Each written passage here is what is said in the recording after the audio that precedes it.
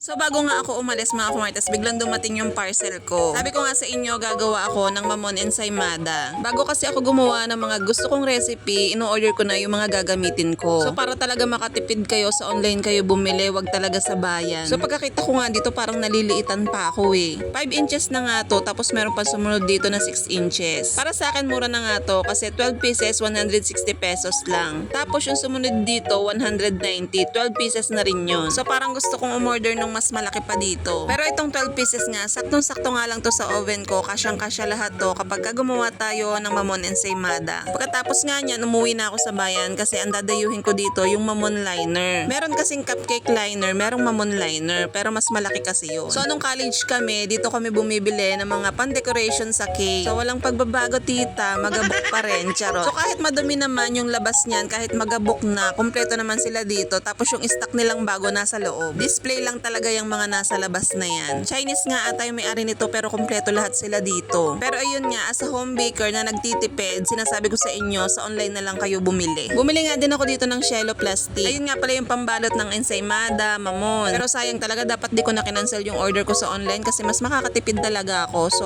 lesson learn na lang talaga ulit. Na bago tayo mag-umpisa, yung lahat ng gagamitin natin dapat dumating na. Pagkadating ko nga dito sa bahay, gagawa na nga tayo ng mamon ensaymada. So lahat ng recipe na ginagamit ko sa online ko lang mga kumartes kinukuha. Ayoko kasing nakaka-istorbo ko ng iba. Kapag may gusto akong recipe, talagang todo panood ako, todo research talaga ako. Tapos inaaral ko din kung magkano yung magiging costing natin, tapos kung magkano ko siya ibebenta. So kung negosyante ka, syempre, hindi naman tayo papayag na sa palugi tayo. Huwag mo ding hayaan syempre na yung mga tinitinda mo is ipamigay na lang. So ako naman as much as possible, gusto ko talaga is budget friendly lang yung ating recipe na ititinda. Sabi ko nga yung mga ititinda ko hindi dapat talagpas ng 40 pesos. Kaya naman nag-iisip din talaga ako kung ano yung mga dapat kong itinda. So pag alam ko yung isang recipe itataas na siya ng 50 pataas, hindi ko na siya tinutuloy. Syempre gusto ko afford pa din ng mga bata yung ititinda natin. Hindi naman kasi ako mga kumartes nagpapa-order. Ito kasi binibake ko, dinadala ko sa ate ko na may tindahan. So ang ginagawa ko, pa isa-isang recipe lang, small batches lang yung ginagawa ko para maubos siya agad. Sabi nga sa inyo, ang mga kauna-unahang customer ko dito sa bahay, yung mga bata, yung mga pamangkin ko kasi nakaabang na sila sa mga niluluto ko. So dahil wala nga sila dito, si Kisha tsaka si Kayla, ayan, hindi sila makakatikim nitong ating mamon ensaymada. So siguro gagawa na lang ulit ako sa susunod. Sa totoo lang, ito talaga yung recipe na ayokong gawin. Alam nyo ba kung bakit? Mas matarbaho kasi to. At isa nga ito sa mga paborito ni ate. Ito nga pala ay chiffon cake recipe. Pero ilalagay natin sa mamon molder. Sa totoo lang mga kumartes, ito yung pinakamatarbaho. Ito pa yung pinakamaliit ang tubo. Promise, totoo yan. Ayoko naman damihan yung gawa ko kasi baka mamaya hindi naman mabenta kay ate, masayang lang. Gusto po rin kasi natin na yung quality natin is yung bagong bake talaga. Kaya kung maubos man agad yung kay ate, tsaka na lang ulit ako gagawa. So itong recipe nga pala na to ay 12 pieces lang yung magagawa natin. Pero syempre yung isa dyan, patikiman, hindi pwedeng hindi tayo titikim dahil tayo yung nagluto. Kahit sa totoo lang nauumay ako sa mga binibake ko, kahit hindi naman siya sobrang tamis. Pero yun nga, dahil nga tayo yung gumawa, kailangan natin tikman. Kada batch talaga ng niluluto ko mga kumartes, tinitikman ko talaga. Minsan nagiiwan pa ako sa rep, tinitingnan ko kung okay pa ba siya ng mga ilang araw. Yung chocolate lava crinkles nga mga kumartes, ilang araw na sa rep. Basta nasa rep siya, talagang tatagal siya. Tapos mas chewy siya kapag kakinain. So nagustuhan nga yun ng teacher ni Kisha. Kaya ayun, may order ng isang box. So napadami ata yung gawa ko ng chocolate lava crinkles. Hanggang ngayon hindi pa nauubos. Pero yung dough naman no, nasa freezer naman yon, kaya naabot siya ng hanggang 3 months. So kaya sinasabi ko na mas matarbaho to. Napakadaming kinemerot eklabo na rin. Magsisip ka ng dry ingredients, hahaluin mo yung wet ingredients, pagsasamahin mo, babaakin mo yung itlog, paghihiwalayin mo yung puti at saka yung dilaw. Pagkatapos niyan, ganito yung gagawin natin. Ito nga pala yung merang na ginawa natin, ihahalo natin dito sa ating butter mixture. So cut and fold lang yung gagawin natin dito para yung volume ng ating chiffon is hindi bumagsak. So hindi natin siya ilalahat, 2 batch nyo siya ilalagay. So lahat na natutunan ko nung college ako mga kumartes hanggang ngayon ay i-apply ko nga pala dito. At hindi ko naman nakakalimutan in fairness. So sa lahat ng ibibake natin, tamang halo lang, wag nating i-overmix. Pagkatapos niya, niready ko na nga itong ating mamon molder at saka yung ating liner. Para yung butter natin is magsakto siya dun sa 12 pieces. 1/2 cup nga pala yung ilalagay natin kada molder. So habang nagsasalin ako dyan, iniisip ko na naman kung ano yung isusunod nating ibibake. So baka ang isunod ko dito is yung chocolate muffin na merong chocolate ganaki sa loob. Buti na lang talaga itong recipe natin is saktong-sakto sa 12 pieces. Kasi mahirap nang may maiwan. Para kasi isang salad lang siya sa oven. Bago ko nga pala yan isa lang sa oven, tinap-tap ko muna yan para hindi mag-deflate yung ating chiffon cake. Meron kasing case na bumabagsak yung gitna kapag